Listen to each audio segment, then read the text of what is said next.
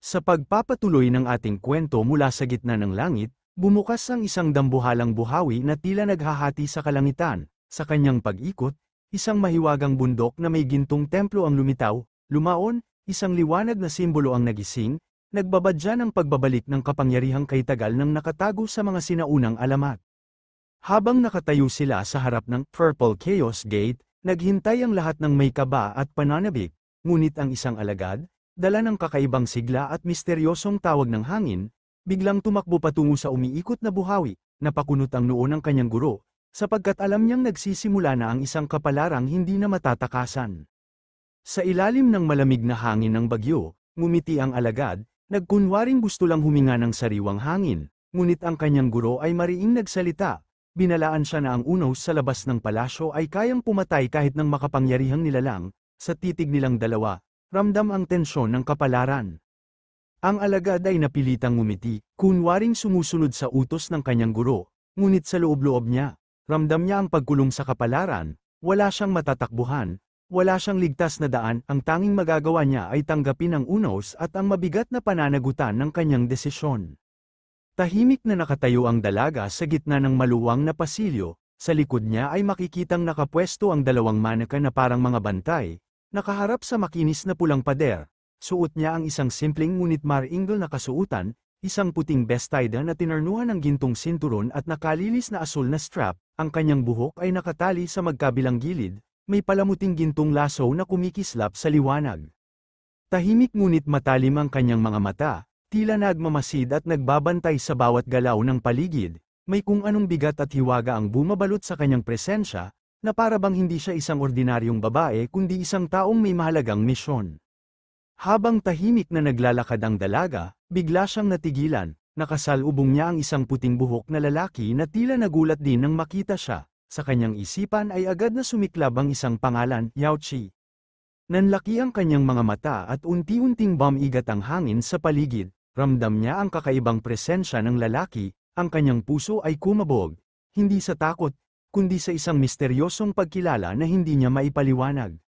Napatigil ang binata nang marinig ang pangalan niyang matagal nang nakalimutan. Yao Qi, bulong ng dalaga, nanginginig ang tinig. Nagtagpo ang kanilang mga mata, puno ng kaba at misteryo. Paano mo nalaman? Tanong ng binata. Hindi ko alam, sagot niya. Pero ramdam kong matagal na kitang kilala. Namula ang dalaga, mabilis ang tibok ng puso. Napansin niya ba ako? Bulong niya. Nag-aalangan. Ngunit pinilit niyang kumalma, pilit itinatago ang kaba, ang binata na may nanatiling seryoso, nakamasid, sa likod ng katahimikan, unti-unting nabuo ang koneksyong tila matagal nang nakatadhana, isang simula ng hindi inaasahang ugnayan. Sa isang iglap, nagulat ang dalaga nang mapalapit ang binata, tila nadulas at halos bumangga sa kanya, namula ang pisngi ng binata habang siya'y nakatingin pababa, nahihiya sa kanilang bigla ang lapit, ang dalaga na may napatitig, gulat ngunit may halong kaba, ano kaya ang susunod na mangyayari? Sa lakas ng impact, napaatras ang dalaga at bumagsak sa sahig, halatang nagulat at namumula, agad siyang tumingin sa nakatatandang binata, Senior, may problema ba? Nanginginig niyang tanong, ngunit ang binata'y ngumisi lamang, bulong sa sarili, maliit pa, pero umuunlad, maliwanag ang kinabukasan.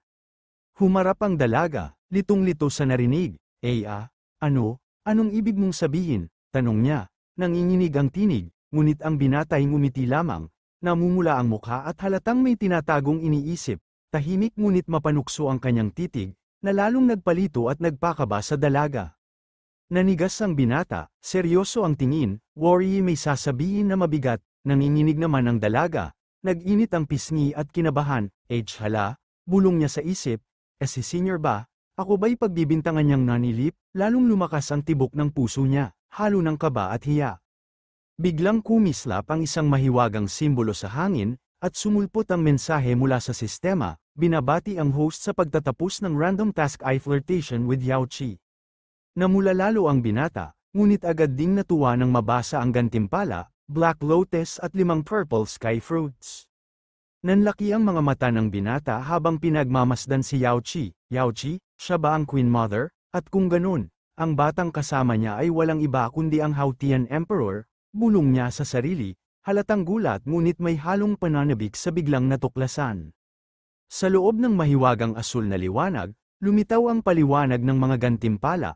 Black Lotus, isang makapangyarihang kayamanang nabuo mula sa buto ng Green Chaos Lotus, may pambihirang depensa, kayang maglabas ng walang hanggang demonic energy upang pigilan ang kasamaan sa kalangitan. Purple Sky Fruit, isang bunga mula sa puno ng Diyos, hinubog ng araw at buwan, tumagal ng libu-libong taon bago tuluyang mahinog. Kapag kinain, kaya nitong pataasin ang antas ng cultivation. Makikita sa eksena na sinusuri ng lalaki ang dalawang kayamanang nakuha niya. Ang Black Lotus ay tinuring niyang pambihira at tunay na makapangyarihan. Ngunit para sa kanya, ang Purple Sky Fruit ay halos katumbas ng lason, sapagkat napakahirap o mapanganib nitong gamitin. Kaya, iniisip niya na dahil kay Yao Qi siya nagkaroon ng top-grade spiritual treasure, nararapat lamang na ipamana niya ang lason o Purple Sky Fruit bilang kanyang regalo. Ipinapakita nito ang kakaibang balanse ng pagtanaw ng utang na loob ngunit sa paraang may halong panlilinlang o kapahamakan. Sa eksenang ito, makikita natin na tinangka ng lalaki na ipasa ang Purple Sky Fruit, na para sa kanya ay parang lason, sa babae. Hinawakan niya ang kamay ng babae at may kakaibang enerhiya o puwersang inilabas niya.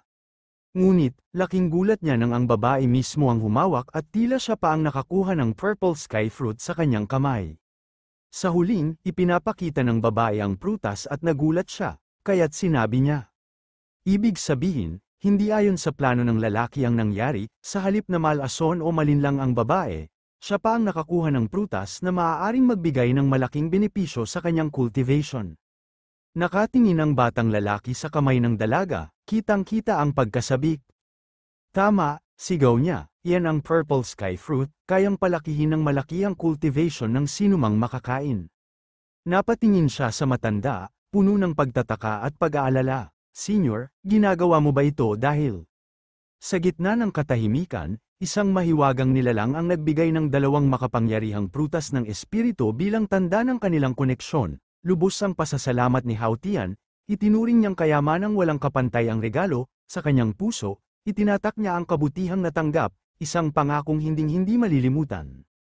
Sa gitna ng kanilang pag-uusap, ipinakilala ng puting buhok na mandirigma ang sarili bilang Ye Zuan, nagsabing hindi na kailangan ng formalidad, ngunit biglang nagbago ang hangin, isang kakaibang enerhiya ang bumalat sa kanya, nagningning ang paligid, at ramdam ng lahat na may mahiwagang pangyayaring magsisimula pa lamang. Namangha ang lahat nang biglang umalingaw-ngaw ang kapangyarihan ni Ye Zuan, si Senior Ye Zuan, tila nasa gitna ng pagbasag sa kanyang hangganan, bulalas ng dalaga, walang senyales kanina. Ngunit ngayoy umaapaw ang kanyang lakas. Ano nga ba ang tunay na pagkatao ng misteryosong mandirigmang ito? Nakakamangha. Isang mahiwagang yapak ang biglang bumagsak, kasabay ng malakas na enerhiya na umalingaw-ngaw sa paligid. Ang lupa'y tila yumanig at ang hangin ay nagpaikot ng kakaibang kapangyarihan. Sino kaya ang dumating? Ang bawat hakbang ay puno ng awtoridad. Nagbabadya ng bagong yugto ng laban at mas matinding puwersa. Mula sa liwanag ay lumitaw ang dalawang makapangyarihang figura, si Fushi, ang marunong at marangal na tagapagbantay, at si Nuwa, ang Diyos ang tagapaglikha na may matang nagliliyab ng awtoridad. Ang kanilang presensya ay nagpaalab ng takot at paghanga, tila ba ang langit mismo ay yumuyuko sa kanilang pagdating.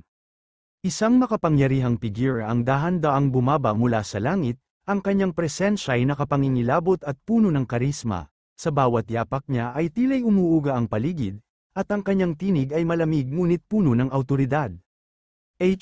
Aling munting kaibigan ang nagtatangkang bumasag ng hangganan. Sa ibaba, isang pares ng mga mata ang bahagyang damilat, kalma, malamlam, ngunit may nakatagong kapangyarihan na animoy handang sumiklab anumang oras, ang paghaharap ng dalawang puwersa ay malapit nang magsimula. Sa pag-angat ni Ye Zuan, yumanig ang kalangitan, tila ba sumasabay ang sansinukob sa kanyang kapangyarihan, ang kanyang mga matay malamig ngunit naglalagablab ng awtoridad. Golden Immortal, Middle Stage, sigaw ng lahat, sino ang makapipigil sa kanya ngayon? Ang kanyang landas ay nakalaan para sa walang hanggang kaluwalhatian. Sa gitna ng naglalakihang enerhiya, biglang umalingaw-ngaw ang tinig ng sistema. Congratulations to the host for completing the system's hidden mission. Kasabay nito'y bumuhos ang liwanag, at natamo ni Ye Zuan ang libu-libong breakthrough points, ngunit sa halip na matuwa, napakunot ang kanyang noo. Ano ba to? parang sinabutahe ako ng sariling sistema. Sa gitna ng mga nagmamasid, hindi maitago ng dalaga ang paghanga at kagalakan. Si Senior ay bumasag ng hangganan ng napakadali, tiyak na masayang masaya siya, bulalas niya na may kumikislap na mga mata. Ngunit si Yezuan, kalmado at may nakakalokong ngiti, ay tumugon. Haha, oo, masayang masaya ko, subalit sa kanyang puso, batid niyang may kakaibang lihim ang pagbasag na yon, isang lihim na tanging siya lamang ang nakaalam. Hindi ko inaasahan na muli kang makaka-breakthrough kahit nakaupo lang tayo, disipulo. Tila pawisan at medyo nahihiya ang puting buhok na lalaki, habang nakangising nakatitig ang kanyang guro. Bago ka pa dumating sa Purple Chaos Palace, mula sa early stage ng Dark Immortal ay nakatawid ka na sa early stage ng Golden Immortal, at ngayon, nakalusot ka pa sa middle stage ng Golden Immortal. Sa gilid, may isang tagapanood na napatawa, kahanga-hanga, napaka-interesante. Sa gitna ng arena, yumuko ang mga disipulo bilang paggalang sa kanilang mga maestro at matatandang mandirigma. Si Yao Qi, kilala rin bilang Hao Tian, ay humarap ng may tapang, kahanga-hanga, bulong ng mga tagamasid, taglay niya ang tatak ng tatlong dakilang kapangyarihan, sino ang hihigit sa kanya? Sa ilalim ng bugso ng enerhiya, tumingala ang lahat sa mahiwagang babae na tila may itinatagong sekreto, sa kabila ng mabilis niyang pag-angat ng kapangyarihan, may anino ng kalungkutan sa kanyang mga mata. Ano kaya ang lihim ng dawistang ito? Tanong ng marami, sabik tuklasin ang misteryo. Mataas ang tingin ng lahat sa babaeng may pulang mata at matang matalim na tila nakakabasa ng kaluluwa. Sa bawat ngiti niya'y may halong hamon at tiwala sa sariling lakas. Hindi ka ba kontento sa maliit na tagumpay? Bulong niya. Parang handa siyang sakupin ang mas mataas pang daigdig. Tahimik ngunit matatag ang tinig ng binatang may buhok na puti. Hindi ako kontento sa maliit na pag-angat, wika niya, dahil ang tunay na lakas ay higit pa sa hangganan. Sa kanyang mga salita, biglang lumitaw sina Nuwa at Fushi, nagdadala ng kakaibang liwanag at puwersa. Ipinakilala ni Yezuan ang sarili, kasabay ng maamong tinig ni Yao Qi, nabighani sila sa kagandahan ni Nuwa, tila diwata na bumaba mula sa langit, ayon sa utos ng aming guro, wika ng isa, babukas na ang tarangkahan ng Purple Chaos Palace. Ang karapat-dapat lamang ang makikinig sa daan. Dahan-daang bumukas ang pintuan, at isang liwanag ang bumalot sa paligid. Pumasok si Yezuan, bawat hakbang ay mabigat at puno ng pag-asa. Kapag pumasok ka sa bulwagan, umupo ka sa futon, paalala ng kasamahan, may dakilang pagkakataon na naghihintay sa iyo, huwag mong sayangin. Tahimik na tumayo si Yezuan, nakatanaw sa futon na kumikislap ng liwanag, kung tama ang alaala ko. Kapag naupo rito, magiging pangunahing disipulo ako ni Hongjun, bulong niya, ang Hongmeng Purple Chi ang susi, ang pundasyon ng daan at landas tungo sa pagiging gintong immortal. Sa isang mahiwagang mundo, isang lalaking may pulang balabal at matalim na titig ang nakarinig ng alok, kung makaupo ka sa futon, makakamtan mo ang dakilang pagkakataon, napatigil siya, nag-alinlangan, ngunit dama niyang may hiwagang nakatago roon, isang paglalakbay na maaaring magbago ng kanyang kapalaran magpakailanman. Biglang hinablat ng lalaking may pulang balabal ang binatang maputi ang buhok. Nabigla ito, nanlaki ang mga mata at halos mabingi sa tibok ng kanyang puso, hindi niya alam kung saan siya dadalhin, ngunit ramdam niya, isang kapalarang puno ng panganib at hiwaga ang naghihintay sa kanya. Sa biglang pagbagsak, nagpagulong-gulong ang binatang maputi ang buhok kasama ang lalaking may pulang balabal. Hindi na naman ang sigaw niya. Habang ang iba'y maayos na nakaupo sa futon, ang pagkakataon ay unti-unting lumalayo, ngunit tila mas lalo lang lumalalim ang misteryong bumabalot sa kanila. Sa wakas, bumagsak ang binatang maputing buhok sa futon, pawis na pawis, halos mawala ng malay, ngunit nagawa niyang manatili roon. Ang lahat ay napatingin, ito na ang simula ng kanyang dakilang pagkakataon, sa isang iglap, ang kanyang kapalaran ay nagsimulang magbago tungo sa isang misteryosong landas. Mabilis na lumundag ang binata, halos bumagsak sa kawalan ngunit nakalapag ng ligtas. Ha? Ang delikado nun, bulong niya, hingal na hingal, ngunit mula sa likuran, dumagundong ang tinig ng kanyang guro, alagad, ano ba ang ginagawa mo? Napakagat siya ng labi, alam niyang hindi na siya makakatakas sa susunod na pagsubok. Ngumiti ang binatang maputing buhok, pawis na pawis habang nagbubulalas, ako'y mababa lamang sa ranggo. Kung uupo ako kasama ng guro at ng kanyang mga kapwa, hindi ba't ito'y walang galang? tahimik ang lahat, nagulat sa kanyang katwiran, ngunit sa puso niya, ito'y isang tusong paraan upang mailigtas ang sarili. Tahimik na nakatayo ang batang disipulo sa gitna, nanginginig ngunit pilit na nagpapakita ng tapang, sa paligid niya, ang mga nakakatakot na anino ay naglalabas ng malamig na enerhiya, tila handang sumalakay anumang oras, pinilit niyang ngumiti, bagamat ang pawis ay dumadaloy sa kanyang noo. Iniisip, kung magpakita ako ng takot, katapusan ko na ito. Sa eksenang ito, dumating ang isang misteryosong tao na nakasuot ng kulay dilaw na balabal at may malalaking beads sa leeg. Siya ay nagpakilala bilang mula sa Far Off West, at nagsabi na gusto niyang makapagpahinga ang batang disipulo. Tinanong ng disipulo kung siya ba ay isang Western, at agad itong kinumpirma ng bagong dating, na ipinakilala ang sarili bilang si Zonti, na sinasabi pa niyang siya raw ang pinakamahusay sa Western Zonti. Nagulat ang batang disipulo at napabulalas ng, "Oh, so you're Zonti," habang nakatingin na may halong pagtataka at kaba. Sa tagpong ito, ipinapakita na isang mahalagang karakter si Zonti, marahil isang makapangyarihang nilalang mula sa ibang lugar, na may malaking papel sa mga susunod na pangyayari. Sa kalagitnaan ng liwanag at misteryo, isang kamay ang biglang lumitaw, nag-aanyaya ng paglalakbay, ang mga mata ng dalaga ay nag-alinlangan, ngunit ang tinig ng kapatid na puno ng tiwala ay nag-utos, "Magpatuloy ka, kapatid." Sa bawat hakbang, ramdam niya ang kapangyarihang magbubukas ng lihim na tadhanang nakatadhana sa kanya. Sa kabila ng mga panganib na nalampasan, ngumiti ang dalaga ng buong galit. "Maraming salamat, Yezuan," wika niya. Puno ng pasasalamat, ngunit sa kanyang simpleng sagot na, "Walang anuman," tila ba may nakatagong bigat, isang lihim na hindi niya kayang ipaliwanag, at isang ugnayang unti-unting nabubuo. Tahimik na yumuko ang dalaga, tanda ng pagpapakumbaba at pasasalamat. Sa kanyang tabi, ngumiti ang binata ng may kumpiyansa, ngunit sa likuran nila'y nakamasid ang isang nilalang na balot ng misteryo. Ang kanyang presensya ay tila anino ng panganib, paalala na ang kapayapaan nila ay maaaring magwakas anumang oras. Nagngangalit ang nilalang na nakabalot sa dilim, nanginginig ang tinig sa galit, "Naglakbay ako ng 10,000 kilometro mula kanluran, tiniis ang lahat ng walang reklamo, ngunit ni isang upuan, wala akong nakuha, mas mabuti pang mamatay." Ang kanyang sigaw ay yumanig, puno ng pait at pagkadismaya. Sumabog ang katahimikan nang umatras ang mangmang na monghe. Nagwawala dahil sa pagkadismaya, tumalon siya, pinaksak ang platera, nagkalat ang mga piraso, napahagulgol ang matandang lalaki, habang nagngingit-ngit ang monghe. Huwag bastyusan ng buhay, ang silid ay napuno ng tensyon at takot, may bakas ng hiwaga at pagbabago sa hangin.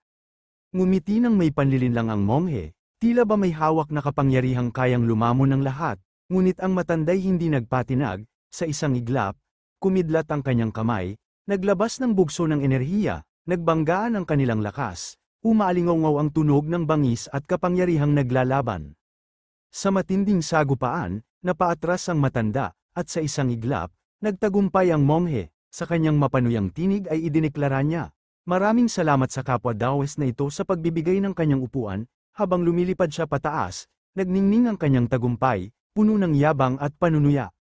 Sa isang iglap, nasunggaban ng puting buhok na lalaki ang monghe at sabay silang bumulusok pababa. Nagngangalit ang monghe, nanginginig ang mga mata, habang marahas niyang sinabi, "Kapwa Daoist, kung hinahanap mo ang kamatayan, wala dito ang haligi." Ngunit sa likod ng kanyang ngisi, ramdam ang kaba, sapagkat alam niyang ang hawak sa kanya ay hindi basta-basta kalaban. Habang bumagsak silang dalawa, pilit na binabaliktad ng monghe ang sitwasyon, nagkunwari siyang nagpapasalamat. "Maraming salamat sa Daoist na ito sa paggabay sa akin, talagang nailigtas mo ang Western na ito sa oras." Samantala, nakahinga ng maluwag ang isang matandang nakamasid mula sa ibaba, hawak ang dibdib at napabulalas ng, "Hay, delikado yun." Ngunit ang puting buhok na lalaki ay kalmado lang, nakangisi pa, at malamig na nagsabi, "Walang anuman, para bang siya ang tunay na may kontrol sa laban mula simulat sa pool."